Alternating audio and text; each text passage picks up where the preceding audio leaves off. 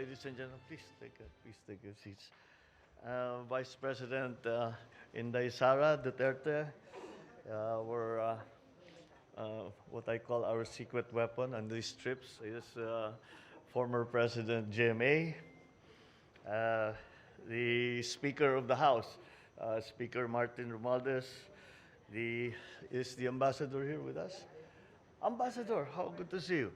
His Excellency Huang Xilian, the ambassador from the People's Republic to the Republic of the Philippines, members of the cabinet that are here with us today, and of course, our First Lady, Lisa Marcos. You know, I have to do that, otherwise I have not completed my duty.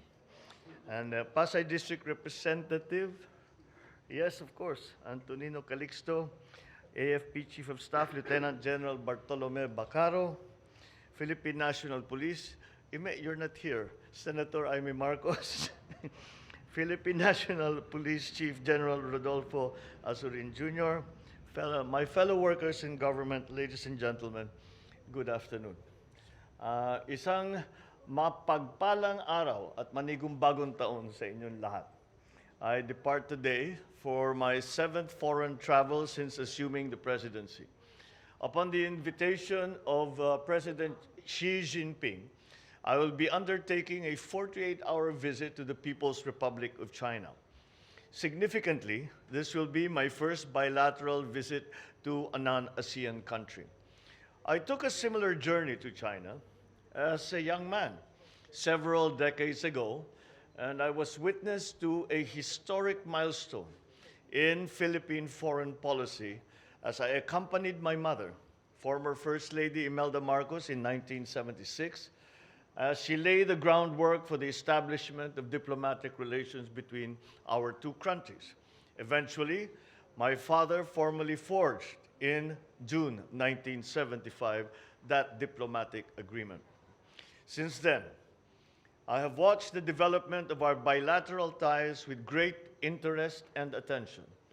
In undertaking this trip, I continue that legacy of strengthening the bonds of friendship established between the Filipino and Chinese peoples and fostering bilateral ties to a higher plane of cooperation. Although diplomatic relations between the Philippines and China were established only 47 years ago, our history of friendly exchanges with our northern neighbor goes back centuries. Bilateral cooperation has grown steadily. Today, our ties are deep, multifaceted, and mutually beneficial. China is our largest trading partner, a major source of official development assistance, and before the pandemic, the second largest source of tourist arrivals. As I leave for Beijing, I will be opening a new chapter in our comprehensive strategic cooperation with China.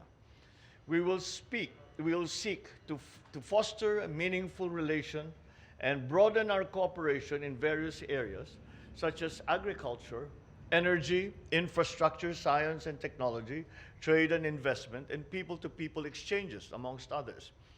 I look forward to my meeting with President Xi as we work towards shifting the trajectory of our relations to a higher gear that would hopefully bring numerous prospects and abundant opportunities for the peace and development to the peoples of both our countries. In this regard, I also look forward to discussing political security issues of a bilateral and regional nature. The issues between our two countries are problems that do not belong between two friends such as Philippines and China.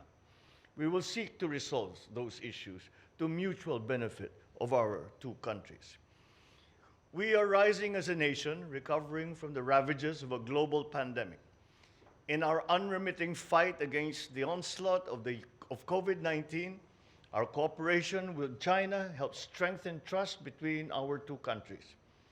I recall our country's profound appreciation and gratitude when China was there to extend its helping hand in the form of vaccines, personal protective equipment, and technical assistance at the initial onslaught of the pandemic.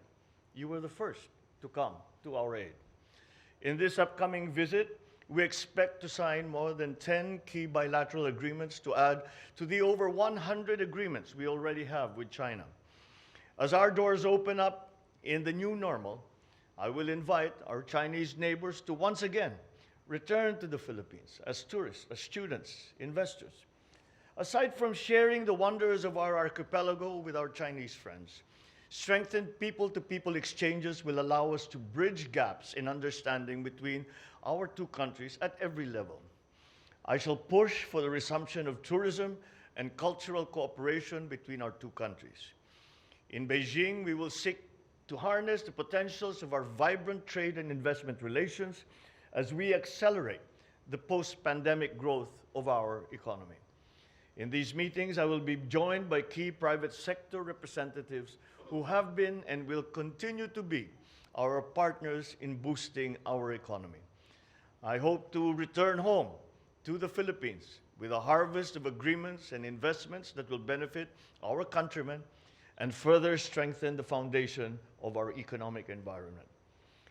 As with my previous state visits last year, we will continue to pursue initiatives in the priority areas that we have identified: the agricultural sector, the guaranteed food supply, the guarantee of prices, of food prices that are affordable to all Filipinos, our long-term strategies and plans on energy, particularly renewable energy, and our long-term plans for our nation's emergence into the new global, sustainable digital economy. Thank you very much, and wish me luck on this very important trip that we are taking.